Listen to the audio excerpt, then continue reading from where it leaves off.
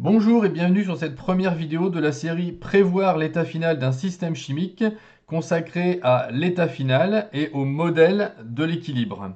Jusqu'en première, toutes les transformations étudiées sont des transformations totales, c'est-à-dire que les concentrations n'évoluent plus lorsqu'au moins un des réactifs a entièrement disparu, ce que l'on peut voir sur les deux exemples ci-dessous, soit avec un seul réactif ou avec trois ici.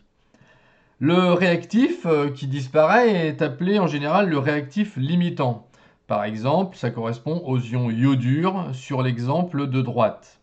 Mais tous les réactifs peuvent aussi être entièrement consommés s'ils se trouvent initialement dans ce qu'on appelle les proportions stoichiométriques, qui sont données par l'équation de la réaction. On rappelle que l'on trouve le réactif limitant en déterminant l'avancement maximal à l'aide d'un tableau d'avancement. Les transformations non totales ont été entrevues en première. Elles correspondent à des transformations où l'évolution des concentrations cesse alors qu'aucun des réactifs n'a été entièrement consommé. Tous les réactifs sont donc présents dans l'état final, comme on peut le voir dans les exemples ci-dessous. À droite, les réactifs correspondent donc aux courbes rouges et bleues.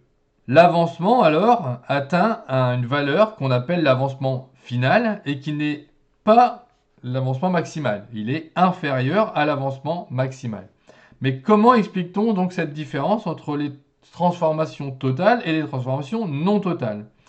Eh bien, pendant très longtemps, on a considéré que les transformations chimiques étaient des conquêtes entre espèces chimiques et que le produit ne pouvait être obtenu que lorsqu'il avait détruit le réactif. Donc on avait une vision de transformation totale. C'est en 1803 que Claude-Louis Berthollet, un médecin devenu chimiste par la suite, emmené par Napoléon avec lui en Égypte lors de ses campagnes, découvre que la réaction naturelle de formation du carbonate de sodium peut s'effectuer dans les deux sens selon les conditions de température et de concentration. On voit les deux réactions ici.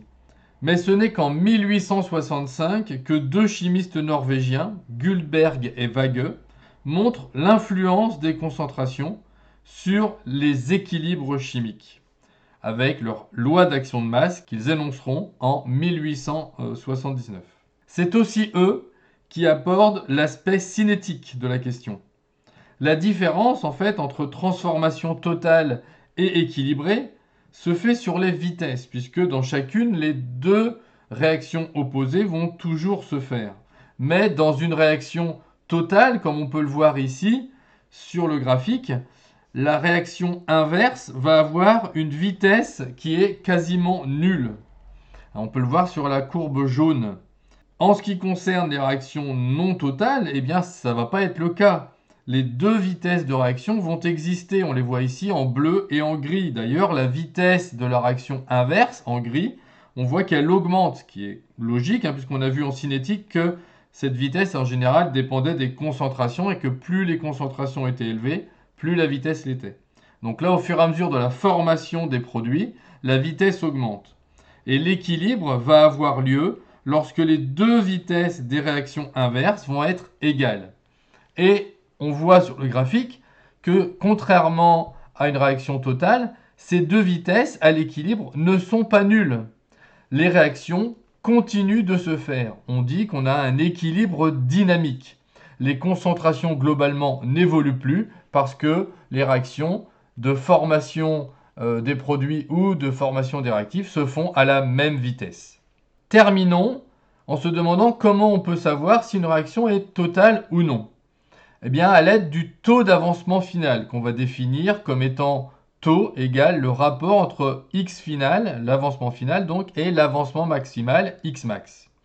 Si taux égale 1, alors xf égale x max et la transformation est totale. Si le taux d'avancement est inférieur à 1, alors le xf reste plus petit que xmax et la transformation est non totale. On parle aussi de transformation équilibrée. Souvent, l'avancement final va être obtenu à partir d'une mesure qui permet de connaître la quantité de matière d'un produit. Par exemple, dans un exercice, on pourrait souvent nous donner la masse du produit réellement obtenu. On verra dans une prochaine vidéo que l'on peut aussi prévoir cet avancement final à partir de la connaissance de ce qu'on appellera la constante d'équilibre. Voilà, c'est tout pour cette vidéo. Je vous remercie, à bientôt et au revoir.